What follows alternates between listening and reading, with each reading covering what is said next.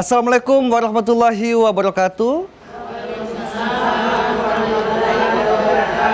Para pemirsa TVRI Sulawesi yang berbahagia, kami hadir kembali dalam program Mutiara Hikmah yang tentunya program ini akan menambah khazanah keislaman kita. Di setiap episodenya kita akan hadirkan tema-tema yang tentunya sangat menarik yang relate dengan keadaan dan kehidupan sehari-hari. Dan alhamdulillah di studio Mosinggani TVRI Sulawesi Tengah, sebelum kami hadirkan narasumber yang akan mengupas materi pada hari ini, kami akan berkenalan dulu dengan ibu-ibu dari Majelis Taklim Desa BK yang tentunya membersama kita pada hari ini.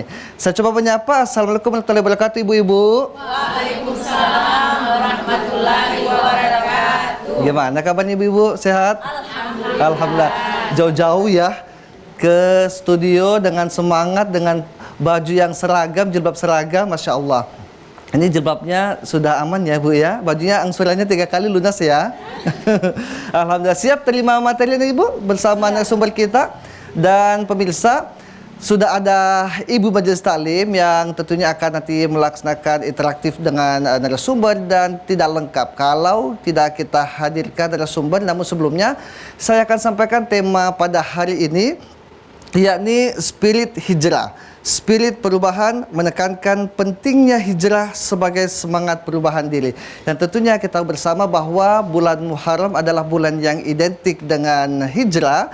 Olehnya sangat relate sekali lagi kalau kita angkat pada kali ini tema yang tentunya tidak lepas dari hijrah itu sendiri. Nah, sebelum kita mengupas lebih jauh pemirsa, saya akan berkenalan dulu dan undang langsung narasumber yang akan berdiskusi. Kali ini saya hadirkan seorang guru besar ilmu komunikasi. Saya undang Profesor Dr. Muhammad Khairil SAG MSc MH. Masya Allah. Assalamualaikum. Waalaikumsalam. Assalamualaikum Pak Prof, sehat? Alhamdulillah sehat Ustaz. Pak Prof, ini ibu-ibu sudah siap nih terima materi dari Pak Prof nih hari ini. Allah, Tapi boleh kita tanya ya Pak Prof, mungkin kesibukannya sehari-hari sebelum, atau maksudnya biasanya kan kita kenal Pak Prof di dunia pendidikan, mungkin punya aktivitas lain Pak Prof selain berguru di pendidikan, mungkin ada organisasi yang diurus dan sebagainya. Iya, terima kasih Ustaz. Ibu-ibu pengajian semoga sehat semua pada hari ini. Baik, selain sebagai dosen di program studi ilmu komunikasi, hari-hari juga biasanya aktif di Himpunan Dai Muda Sulawesi Tengah bersama Ustaz Edward Sandi, diberi amanah sebagai Dewan Pakar Himpunan Dai Muda, dan juga tentu organisasi yang lain termasuk di Muhammadiyah Provinsi Sulawesi Tengah. Seperti itu mungkin untuk singkatnya Ustaz. Masya Allah. Maka tepatlah pada hari ini kalau kita hadirkan Pak Prof untuk menjadi narasumber dengan tema spirit hijrah, spirit perubahan. Baik Pak Prof, kita ngobrol dulu. Baik, siap. Baik. Masya Allah, satu kehormatan besar di studio TVRI Sulawesi Tengah kami hadirkan seorang guru besar di bidang ilmu komunikasi terkait dengan tema kita pada hari ini yang tentunya masih di suasana Muharram. Saya coba membuka diskusi Pak Prof terkait dengan bulan Muharram, bahwa kalau kita bicara bulan Muharram tentu identik dengan kata hijrah. Mungkin banyak di antara kita sering mendengar kata hijrah, bahkan mungkin sering mengucapkan kata hijrah, tapi sesungguhnya ada yang mungkin belum mengetahui apa sih makna hijrah itu sendiri. Nah, mungkin Pak Prof boleh sebagai pengantar kita persilahkan. Baik, terima kasih Ustaz. Bismillah. Tema hari ini sangat menarik dan menurut saya menjadi momentum juga refleksi muhasabah diri. Jadi kita sering mendengar kata hijrah Ustadz, dan hijrah ini secara singkat dan umum bisa kita artikan menjadi manusia yang lebih baik. Menjadi manusia yang lebih baik. Hijrah sendiri kalau kita lihat dari asal kata Ustadz, dalam pandangan terminologi maupun etimologinya itu kan dari kata hijr, artinya berpindah dari makna yang lebih jauh, berpindah dari yang jelek ke yang lebih baik, atau baik menjadi lebih baik. Ini kira-kira gambaran hijrah. Makanya momentum tadi disampaikan Ustadz Irwan Sandi bahwa momentum Muharram ini, peralihan tahun Hijriah ini tentu menjadi motivasi diri, menjadi renungan diri bahwa semoga hari ini akan menjadi lebih baik dari hari-hari sebelumnya. Begitu kira-kira gambaran singkatnya. Baik, Masya Allah telah disampaikan sebagai pembuka awal diskusi kita pada hari ini terkait makna hijrah itu sendiri, baik secara istilah maupun secara terminologi. Ya memang mungkin di pendengaran kita bahwa hijrah itu hanya mungkin pindah, padahal sungguhnya ada makna yang lebih luas terkait hijrah itu sendiri. Bahkan kalau kita lihat Pak Prof, bukan hanya kita yang saat ini menggunakan konsep hijrah, jauh tahun 622 sebelumnya Nabi itu juga hijrah, ibu-ibu. Nah, lalu pertanyaan saya Pak Prof, bagaimana hijrah Nabi itu sendiri? Iya, jadi peristiwa hijrah Nabi itu kan dari Mekah ke Madinah. Peristiwa ini menjadi penanda hijrah di zaman Rasulullah Sallallahu Alaihi Wasallam. Allahumma salli wa sallim wa barik alaih. Kenapa Nabi hijrah? Karena saat itu di Mekah tekanan politik, tekanan penguasa, kezaliman terjadi di mana-mana, sehingga diputuskanlah oleh Nabi untuk mencari tempat yang lebih damai dalam berdakwah, yang bisa diterima oleh masyarakat. Dan akhirnya Nabi dan para sahabat memutuskan waktu itu untuk segera pindah dari Mekah ke Madinah. Kenapa? Madinah dijadikan kota yang jauh lebih aman dan diterima. Sementara di Mekah kaum kafir Quraisy itu luar biasa tekanannya, luar biasa intimidasinya. Bahkan Nabi berkali-kali terancam nyawanya. Olehnya Nabi dan para sahabat kemudian memutuskan segera hijrah ke Madinah, dan di Madinahlah awal mula pergerakan Islam yang lebih besar dan lebih maju. Begitu. Luar biasa pemirsa. Bahkan secara lugas tadi disampaikan oleh Pak Prof terkait dengan bagaimana proses hijrah Nabi dari kota Makkah ke kota Madinah, dan itu kami tambahkan bahwa terjadi di tahun ke-13 kenabian pemirsa, tepatnya tahun 622 Masehi. Lalu kemudian bagaimana hasil dari hijrah Nabi, kita juga merasakan bagaimana Islam kemudian menyebar luas sampai dengan saat ini kita rasakan di kota Palu. Nah, semakin menarik pembahasan kita pemirsa, namun sebelum nanti lanjutkan Pak Prof, saya juga ingin menginformasikan kepada pemirsa, kami membuka line interaktif bagi pemirsa di rumah yang ingin berinteraksi dengan Pak Prof terkait dengan tema kita pada hari ini. Anda bisa menelpon kami di line telepon 0811 414 452 414 atau 0817 452 414. Dan nanti juga kami akan berikan kesempatan ibu-ibu yang ingin bertanya. Namun sebelumnya kami masih akan lanjutkan diskusi ini, begitu sangat menarik. Kalau tadi sudah dibahas apa makna hijrah itu, kita mulai paham bahwa hijrah itu bukan hanya berpindah, tapi sesungguhnya bagaimana yang baik menjadi lebih baik, yang buruk menjadi baik, dan seterusnya. Artinya ada konotasi positif dari makna hijrah itu sendiri. Dan kemudian ada yang menarik nih Pak Prof, pertanyaan saya. Ada istilah tahun 1445 Hijriah, ada juga tahun 2025 Masehi. Lalu bagaimana sesungguhnya peralihan tahun dari Masehi ke Hijriah itu sendiri Pak Prof? Atau yang sebetulnya seperti apa? Iya. Jadi kan memang dua penanggalan kita, dua tahun yang kita gunakan. Masehi ini yang umum. Betul. Yang kadang per 31 Desember kita rayakan, euforianya luar biasa. Sementara tahun Hijriah sendiri itu kan jauh lebih reflektif, jauh lebih renungan diri. 2 atau 3 malam yang lalu, saya mengisi satu pengajian Ustadz Irwan. Ya. Dan salah satu jamaahnya itu bertanya begini, Ustadz, kenapa ketika peralihan tahun Islam itu tidak sesemarak peralihan tahun Masehi? Saya bilang justru itu menjadi pembeda. Dan menurut saya tidak perlu kita rayakan secara euforia berlebihan, karena peralihan tahun sesungguhnya lebih pada bagaimana momentum kita melihat diri kita, merenungkan diri kita, apakah kita menjadi manusia yang lebih baik. Makanya ukurannya Nabi mengingatkan kita, ukuran kita menjadi lebih baik itu Ustaz. Ya. Nabi bersabda, "Mangkana yaumuhu khairun min amsi fahuwa rabih." Siapa yang harinya kemarin hari ini lebih baik dari kemarin, maka merekalah orang-orang yang beruntung. Barang siapa yang harinya kemarin lebih baik dari hari ini, mereka celaka. Jadi ibu, dan terakhir Nabi mengingatkan, barang siapa yang harinya sama hari ini dengan kemarin, maka kemudian inilah yang disebut sebagai orang yang merugi. Maka ibu-ibu sekalian, jamaah sekalian, mengingatkan kita semua bahwa momentum perubahan tahun harusnya kita pikirkan kembali, apakah memang kita hari ini sudah jauh lebih baik, sudah jauh lebih imannya lebih baik. Karena ukuran kebaikan ini kan bisa fisik, material, bisa metafisik, spiritual.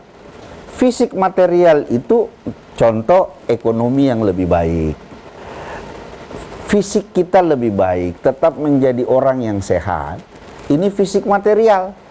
Metafisik spiritual, kita menjadi manusia yang imannya lebih baik, lebih meningkat lagi.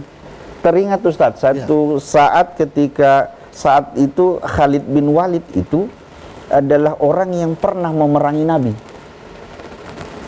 di perang Uhud, seingat saya.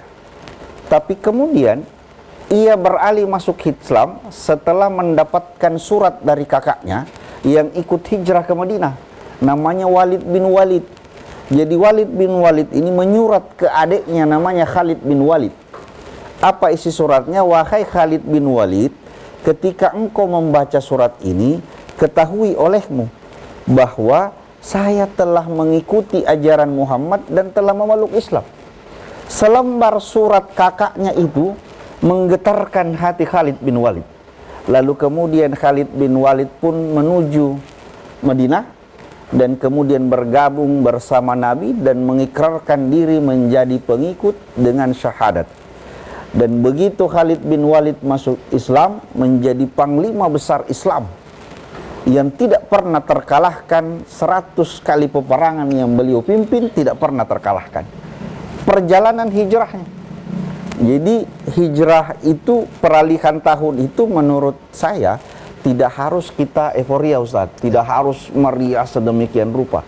Yang lebih penting adalah ukuran kita, niat kita bahwa semoga tahun ini jauh lebih baik dari tahun sebelumnya. Begitu kira-kira gambaran Ustaz. Jadi ibu-ibu memang menarik pembahasan kita ya, bahwa kalau kita lihat dan amati fenomena khususnya pergantian tahun Masehi itu luar biasa. Bahkan kita yang umat Islam seperti turut menjadi pemeriah ya, yang ikut memeriahkan. Tapi mirisnya Pak Prof, ketika masuk tahun baru Islam, justru kita diam-diam baik gitu, nggak ada aktivitas yang mungkin bisa menambah amalan ibadah kita. Tapi sebaliknya ketika peralihan menjelang pergantian tahun baru Masehi itu luar biasa persiapannya. Saya kadang-kadang juga melihat kiri kanan di sekitar bahwa sudah mulai bakar-bakar ikan, undang tetangga dan sebagainya. Nah, sesungguhnya inikah hijrah yang dimaksud? Bahwa kalau kita lihat hijrah, sahabat justru juga terlebih dahulu melakukan hijrah. Sebagaimana Pak Prof sampaikan tadi, ada sahabat mulia Walid bin Walid, Khalid bin Walid, dan juga para sahabat yang terdahulu juga banyak hijrah, bahkan dari yang sebelumnya memerangi Rasulullah, bahkan kemudian menjadi pengikut setia Rasulullah. Ini bukti contoh bahwa hijrah itu menjadi kewajiban bagi kita. Mungkin ada tambahkan Pak Prof untuk kita berikan kesempatan ibu-ibu. Baik, kalau belum ada ibu-ibu mungkin sedikit saya jelaskan begini Ustadz. Hidup itu kan kita hanya dua, ibu sekalian. Pertama, mendapatkan apa yang kita inginkan. Yang kedua, mempertahankan apa yang telah kita dapatkan. Jadi yang pertama ini kita berjuang, kita berupaya bagaimana caranya apa yang kita inginkan itu kita dapatkan. Tapi yang lebih berat dari apa yang kita dapatkan adalah kita mempertahankan apa yang telah kita dapatkan. Orang yang kita cintai, kita berusaha bagaimana caranya untuk kita bisa menikah bersamanya. Ustadz menikah dengan istri yang Ustadz cintai. Itu target pertama. Tapi yang lebih penting adalah bagaimana kita mempertahankan yang kita sudah dapatkan.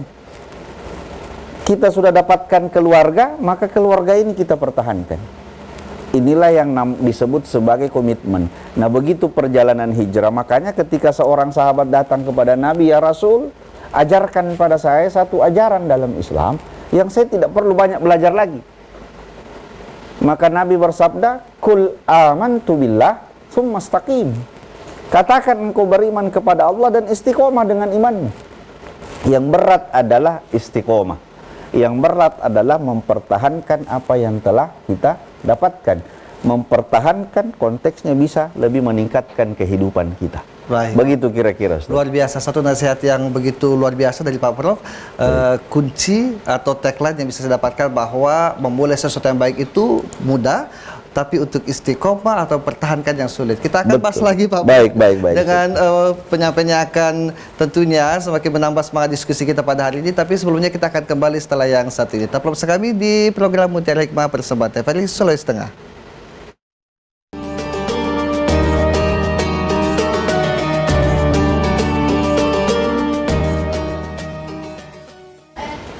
Pemirsa, kami hadir dalam program Mutiara Hikmah persembahan TVRI Sulawesi Tengah yang tentunya tema kali ini kita angkat yaitu spirit hijrah, spirit perubahan, menekankan pentingnya hijrah sebagai semangat perubahan diri. Dan sebelum kita lanjutkan diskusi pada hari ini, saya juga buka line telepon bagi pemirsa yang ingin berinteraktif dengan narasumber kita, yaitu Profesor Dr. Muhammad Khairil SAG MSc MH yang merupakan Guru Besar Ilmu Komunikasi. Anda bisa menghubungi kami di line telepon 0811 414 452 414 atau di nomor telepon 0817 452 414. Sebelum saya terima telepon dari pemirsa, saya coba dulu berikan kesempatan ibu-ibu yang ingin bertanya. Kami silakan ibu-ibu, silakan. Assalamualaikum warahmatullahi wabarakatuh. Waalaikumsalam warahmatullahi wabarakatuh. Senang sekali rasanya bertemu ini kali kedua ya ini dari Majelis Taklim Desa BK Ustaz. Ya, kalau melihat ini kata hijrah Pak Ustaz, saya ingat ibu saya. Kebetulan ibu saya namanya Hijrah Lasupu. Gitu. Dan ibu saya lucunya Pak Ustaz, itu suka pindah-pindah, sedikit-sedikit berangkat. Jadi kadang-kadang ada kasih tahu sama saya, "Nani, ganti nama mamamu itu, jangan hijrah-hijrah terus dia." Masya Allah. Al-Fatihah untuk ibu saya ya. Begini, saya mau tanya ini sedikit Ustadz, bagaimana caranya kita menanamkan nilai-nilai spirit perubahan pada anak kita. Kebetulan kita ibu-ibu di sini ya, dan saya kebetulan guru SD. Kemudian ada satu kebiasaan Ustadz, biasanya tanggal 10 atau tanggal berapa itu Ustadz ya, ibu-ibu suka ayo kita belanja. Itu bagaimana Ustadz? Belanja, katanya belanja ember, palo-palo atau itu bagaimana menurut ininya Ustadz? Ya, makasih banyak. Baik. Assalamualaikum warahmatullahi wabarakatuh. Waalaikumsalam warahmatullahi wabarakatuh. Ini pertanyaan dari Ibu Nani Wijaya Sutrisno MPD. Beliau pimpinan dari Majelis Taklim BK, Ustadz Pak Prof. Jadi ada dua pertanyaan Ibu ya, terkait dengan bagaimana hijrah selaku pendidiknya atau mungkin selaku orang tua. Kalau kita lihat kondisi anak-anak saya Pak Prof, betul-betul mungkin membuat kita kadang-kadang miris dengan tingkah laku dan perbuatannya di luar sana yang mungkin sulit dikontrol orang tua. Nah, bagaimana mungkin sebagai orang tua hal yang bisa dilakukan untuk membuat anak kita bisa hijrah lebih baik? Dan kemudian satu fenomena lagi di setiap tanggal 10 Muharram yang mungkin kita kenal dengan Hari Asyura ya, mungkin menjadi kultur kebiasaan di kita di Indonesia khususnya, wajib beli barang plastik atau mungkin kebutuhan rumah tangga dan seterusnya. Apakah ini sesungguhnya ada kaitannya dengan hijrah itu sendiri? Baik Pak Prof. Baik. Terima kasih Ibu Nani, menarik sekali penyampaian dari pertanyaan dari yang Ibu sampaikan. Memang yang terberat termasuk bukan hanya ibu-ibu sebenarnya, bapak-bapaknya juga andil terkait bagaimana mendidik anak. Saya punya 3 anak Ibu. Anak saya yang pertama itu hiperaktifnya luar biasa. Bahkan sekali waktu hampir dikeluarkan dari sekolahnya. Gara-gara dia menaruh mercon di bawah rok gurunya, mercon itu meledak, gurunya jatuh. Akhirnya saya dipanggil dan istri saya dipanggil ke sekolah.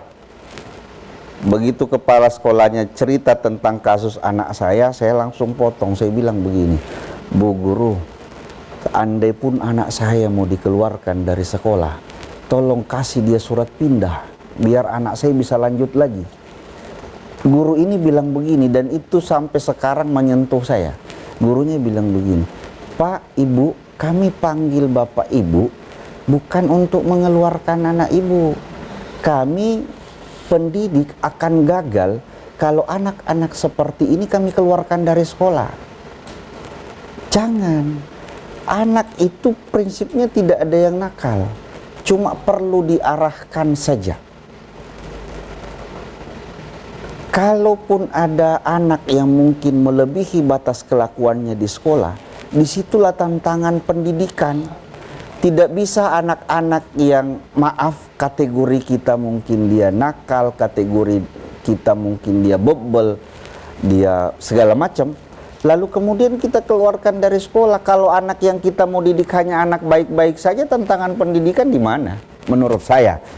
Makanya itu pelajaran penting saya. Akhirnya kemudian gurunya menyarankan anak saya untuk les berenang. Dia keluarkan energi yang agak lebih karena dia hyper itu ke berenang.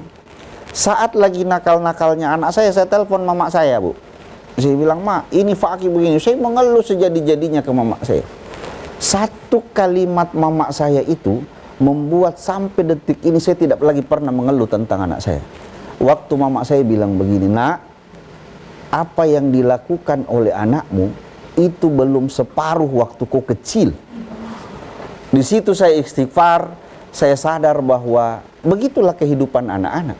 Bahwa mungkin anak saya bagi sebagian orang dilihatnya nakal, ternyata kehidupan saya kecil jauh lebih dari itu. Sehingga bagi saya, Ibu, anak itu kan investasi.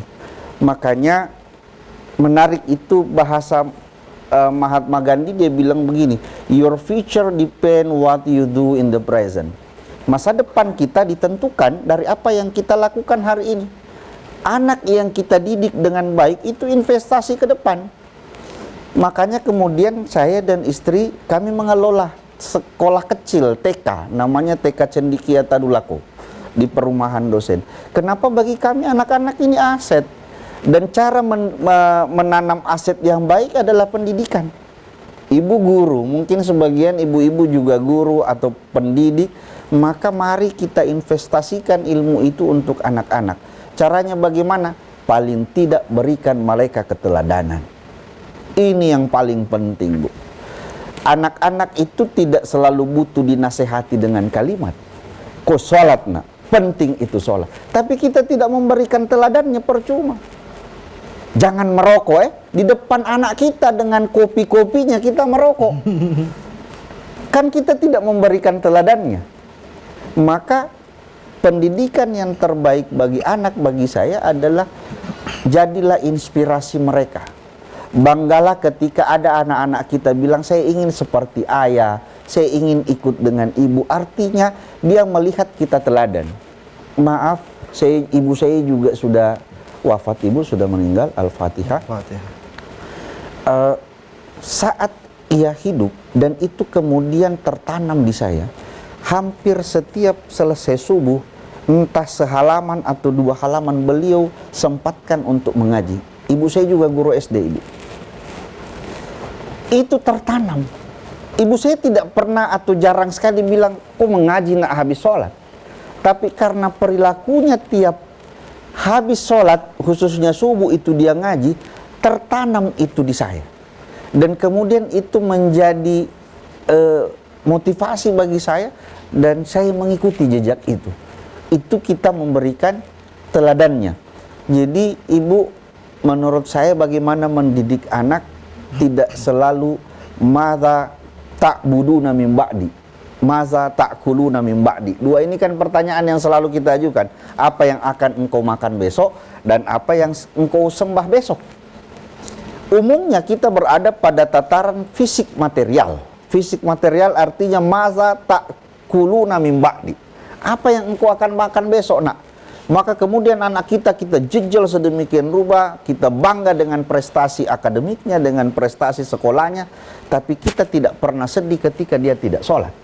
Kita tidak pernah sedih ketika anak kita lalai dan bahkan mungkin perilakunya agak sombong karena kepintarannya. Maka harus seirama ini. Pendidikan batinnya jalan, pendidikan lahirnya juga jalan. Caranya adalah tanamkan kasih sayang ke mereka, jadikan kita contoh dan teladan bagi mereka. Kalau kita teladan bagi mereka, kita inspirasi bagi mereka, maka itu akan menjadi motivasi yang sangat besar.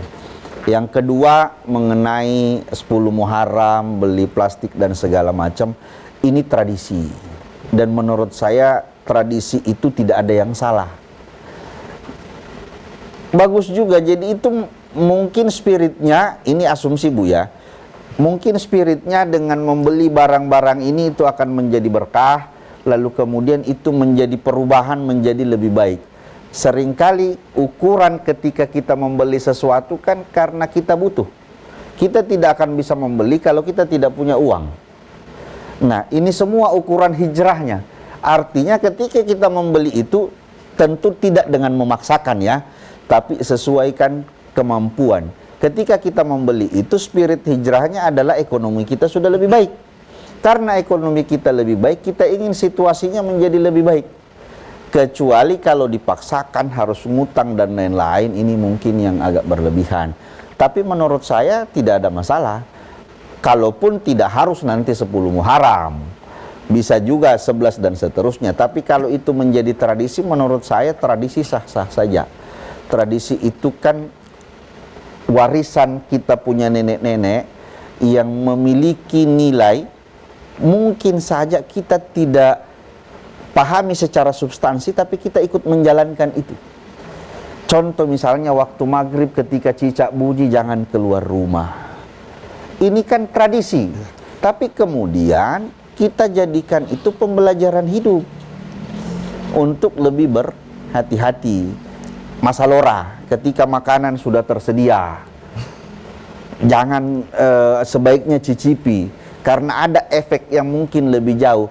Maknanya bukan hanya masa loranya, sebenarnya kita menghargai orang yang memasak. Bayangkan kalau istri kita sudah masak lalu kita bilang saya sibuk makan di kantor saja, makan di kampus saja. Luar biasa sedihnya kita punya istri atau mungkin kita punya ibu yang memasakkan kita itu. Jadi kalau yang pertama tadi mendidik anak, didikan terbaik adalah keteladanan. Itu tidak bisa tergantikan dengan didikan sebanyak teori yang kita gunakan. Lalu kemudian terkait 10 Muharram, tidak ada masalah Ibu.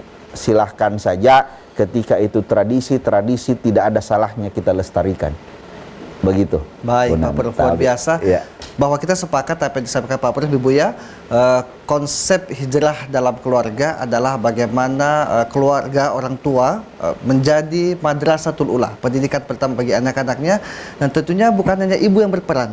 Jadi peran juga harus dilakukan oleh yang berstatus sebagai ayah atau bapak untuk memberikan teladan dan contoh terbaik bagi anak. Betul. Jadi tanpa harus ada tindakan, tapi contoh nyata adalah apa yang kita lakukan bisa disaksikan langsung oleh sang anak. Demikian tradisi-tradisi selagi tidak melanggar syariat silahkan dilakukan. Dan kemudian semoga menjadi asbab keberkahan dari apa yang kita lakukan. Baik, saya berikan kesempatan lagi ibu-ibu yang ingin bertanya. Materi kita semakin menarik pada hari ini. Ibu-ibu bertanya, silakan. Ya. Boleh perkenalkan namanya ibu? Kesehariannya mungkin, jangan-jangan guru juga ya? Baik, tafadhol ibu. Waalaikumsalam warahmatullahi wabarakatuh.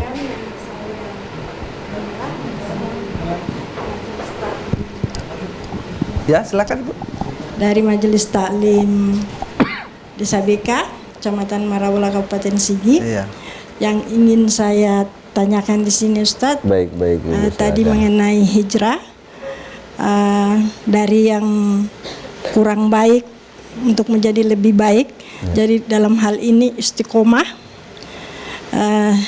kira-kira apa kiat-kiat atau tips untuk tetap menjaga keistiqomahan ini? Baik.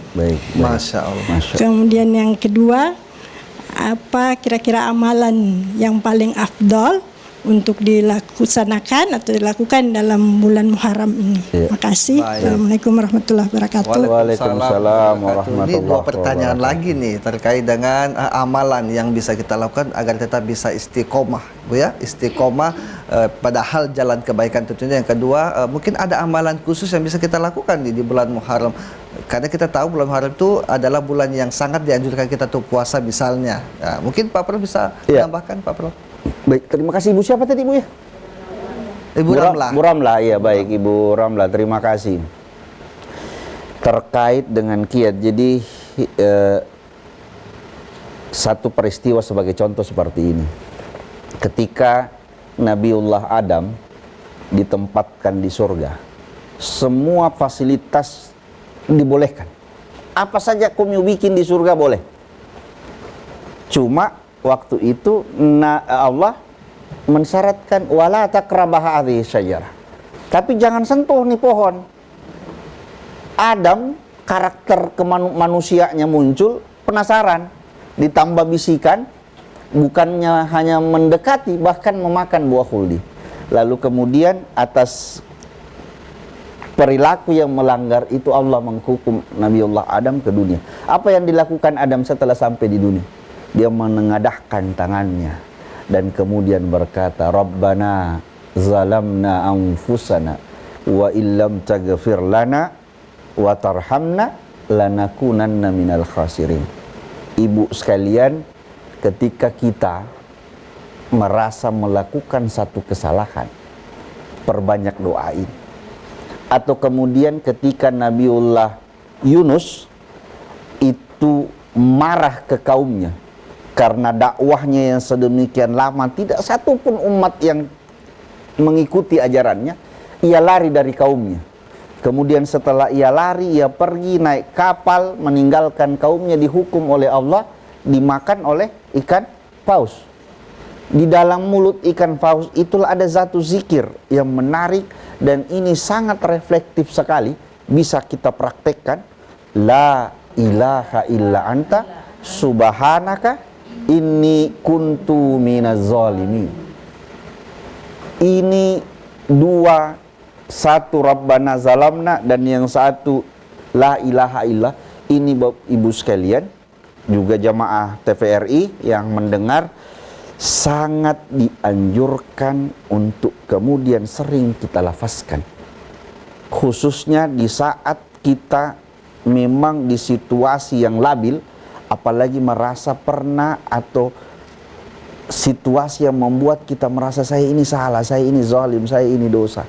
Maka saat itu doa ini sangat bagus untuk kemudian kita lafazkan. Saya sering melafazkan la ilaha illa anta subhanaka inni kuntu minaz zalimin. Kenapa? Karena setiap hari pasti ada saja yang kita lakukan dan itu salah, berpotensi salah.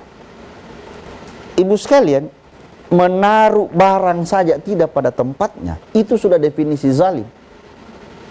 Kita seenaknya pulang ke rumah taruh jilbab di kursi, habis mandi taruh handuk sembarangan, itu zalim.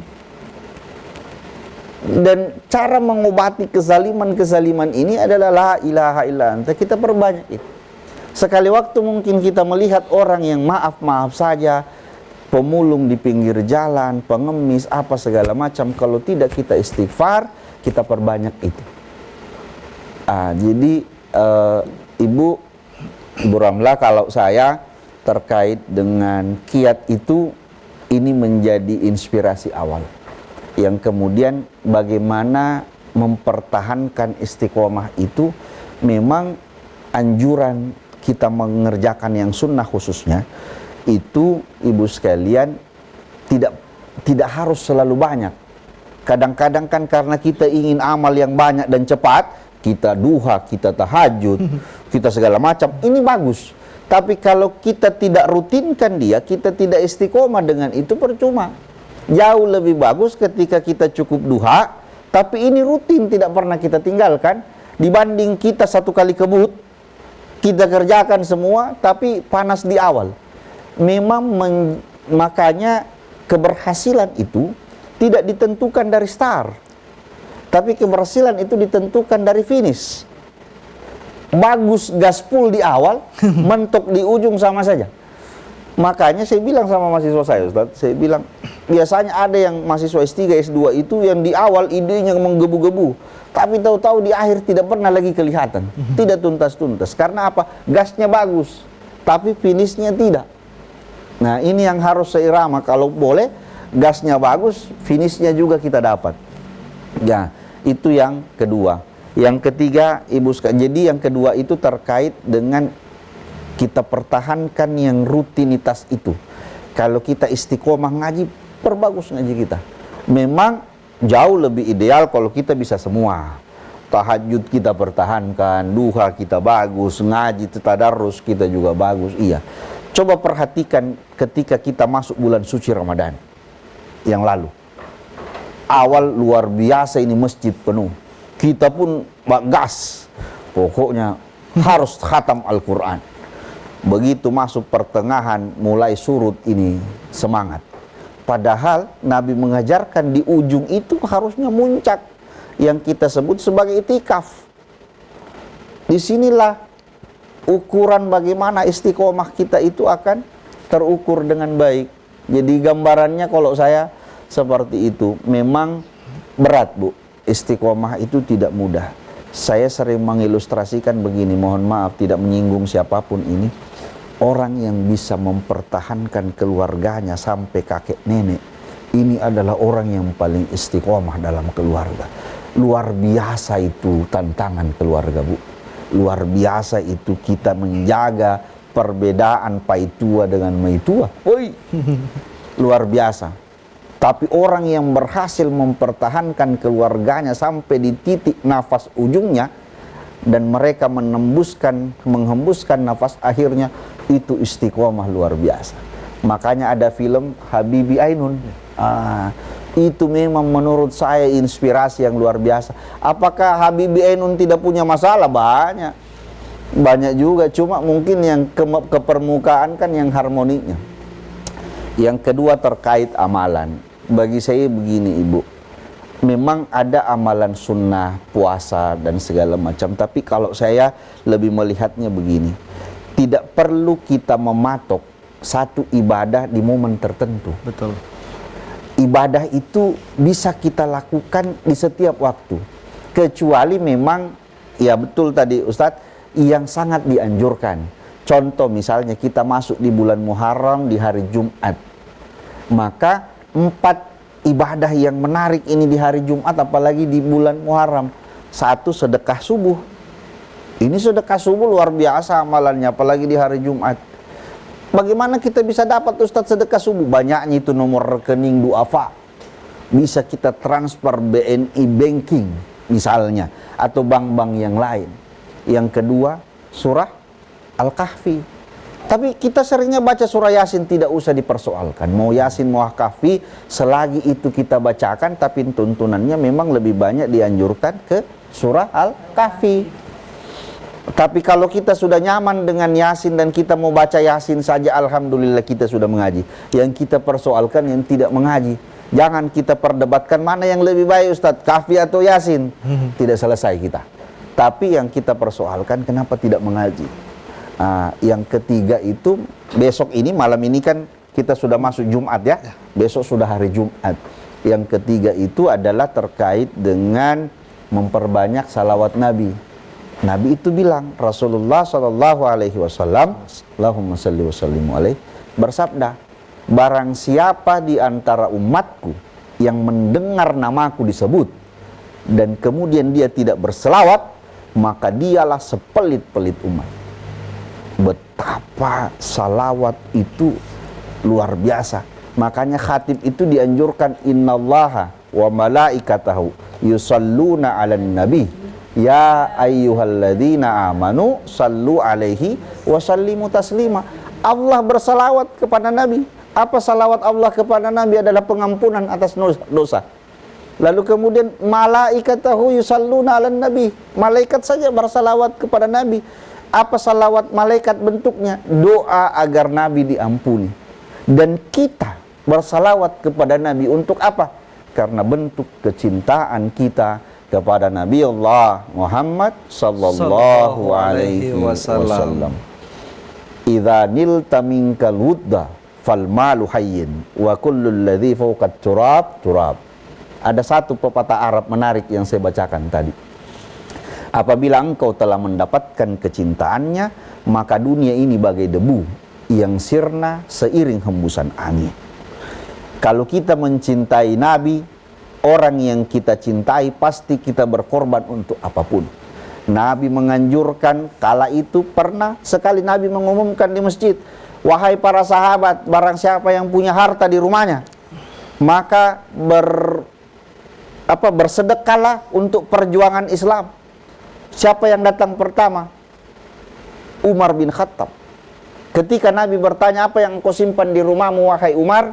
Maka Umar menjawab, separuh dari hartaku aku sumbangkan ya Rasul. Tidak lama datang Abu Bakar As-Siddiq.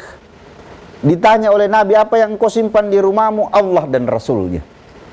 Abu Bakar menyumbangkan semua. Kita mungkin tidak usahlah seperti, beratlah mungkin seperti Umar. Dari separuh kita punya uang 100 juta, kita mau sumbangkan 50 juta. Bab pikir keras kita, waduh sayang sekali nih uang. Tapi kita bersedekah. Lalu kemudian Abu Bakar seperti itu. Makanya ada doa yang menarik, Ibu.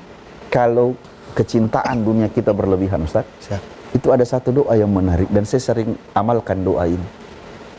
Allahumma ja'al dunya fi aidina wa la taj'al dunya fi qulubina. Ya Allah, jadikan dunia cukup di tangan saya. Jangan engkau masukkan dunia itu ke dalam hati saya. Karena kapan dunia masuk ke hati kita, salah satu cirinya adalah kita paipulu. Kita pelit sama orang. Kenapa? Karena kita sayang sekali ini uang. Begitu kira-kira Ustaz Tabe. Baik. Satu benang merah saya bisa tarik bahwa sesungguhnya istiqomah itu berat, tapi memang tentunya hasilnya pasti akan indah. Bahwa lebih baik memulai sedikit tapi berkelanjutan daripada kita mulai yang banyak tapi berhenti pada satu titik. Betul Baik, sekali. Pak Prof, masih tentunya saya menarik ini pembahasan kita, tapi setelah kita akan lanjutkan setelah pariwara berikut ini. Tetaplah kembali bersama kami dalam program Mutiara Hikmah persembahan TVRI Sulawesi Tengah.